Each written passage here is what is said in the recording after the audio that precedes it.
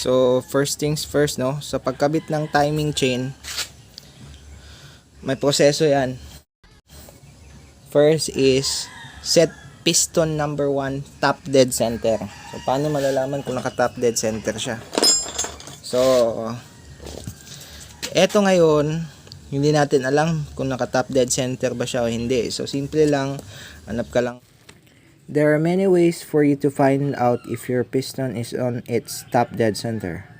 In this case, since we don't have a front cover, I'm using a metal rod inserted in the number 1 cylinder, and by turning the crankshaft, we can now determine the top dead center of the piston. Notice on this video that the key on the crankshaft sprocket is pointing on the marker. Timing mark niyan sa crankshaft doon. So, see. Yan, umaakyat. Paakyat siya. Paakyat. Paakyat. Yan. So, kita nyo. Top dead center. Tsaka itong kunya nga pala, itong key niya nakatutok dito sa timing mark. Yan yung top dead center niya. Naka top dead center siya ngayon. Tapos, set piston number 1, top dead center. Ayan na, naka top dead center na siya. Malalaman mo naka top dead center kasi ang design ng key 6A, itong kunya, itong key na ito, nakatutok sa timing mark dito. Tsaka nalaman natin by using this na naka top dead center siya. Kita nyo kanina. Yan, naka top dead center talaga siya. So, alam na natin na naka top dead center siya by using this one and by the confirmation of this key here na naka-point dito. So, yun nga, set piston number 1 top dead center. Tapos na natin na-set yung piston number 1 top dead center. Ngayon, itong camshaft ay dapat naka-end of exhaust, beginning of intake. So, paano natin malalaman na naka-end of exhaust, beginning of intake siya? Simple lang. By just looking at this cam lobe. Itong cam lobe na to, ito, at ito. And sa pag-ikot niyan, dapat nating alam kung saan yung engine rotation. So naka-clockwise to, ikutin mo siyang pa-clockwise. By just looking at the cam lobe, so set mo tong exhaust into end of exhaust by just looking at the cam lobe. Iikutin mo siya ngayon, end of exhaust. So as you can see, dun sa cam lobe, iikutin mo siya. Open na yung exhaust. Antayin mo siyang mag-end. Okay. Yan. End of exhaust. Yan. So yan. Malalaman mong naka-end of exhaust na siya kasi nga may timing mark dito sa baba, which is eto. Dapat naka-point siya dito. So ipo-point mo lang siyang ganyan. Yan. So naka-end of exhaust na siya. So kikita niyo sa cam lobe. Tapos ito namang intake, beginning of intake. Iikutin mo siya ngayon. Iikutin mo siya. Ikutin mo siya ngayon. Ito medyo ano kasi. Ikutin mo siya.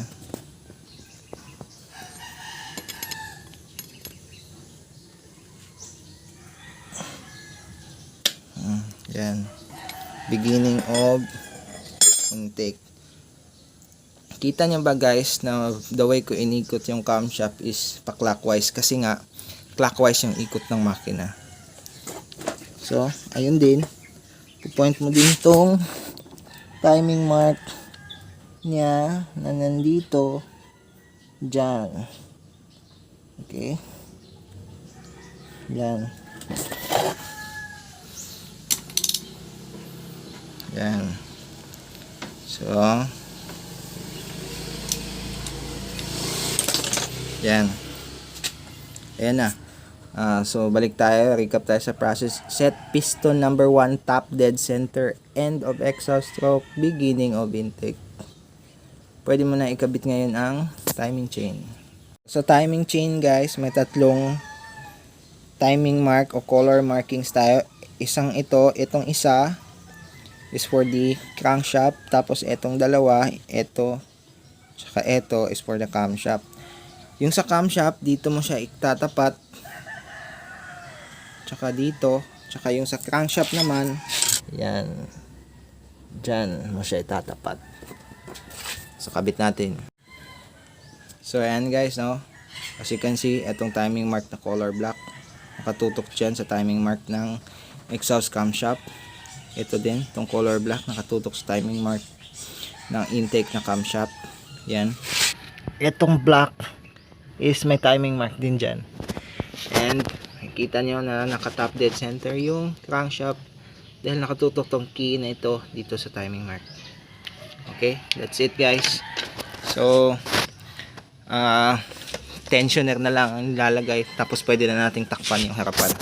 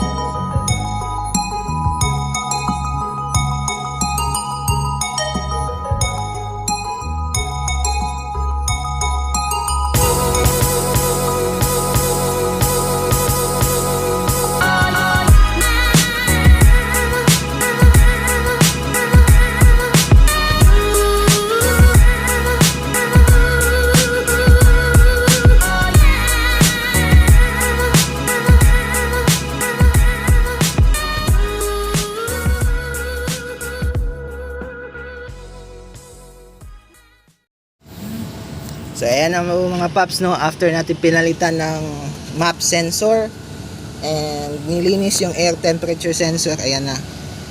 As you can see in the video, wala na siya. The vehicle has no fault code.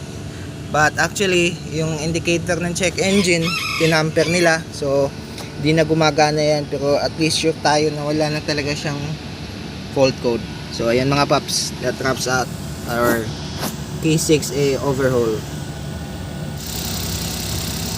Okay, ito na po. Umaandar na.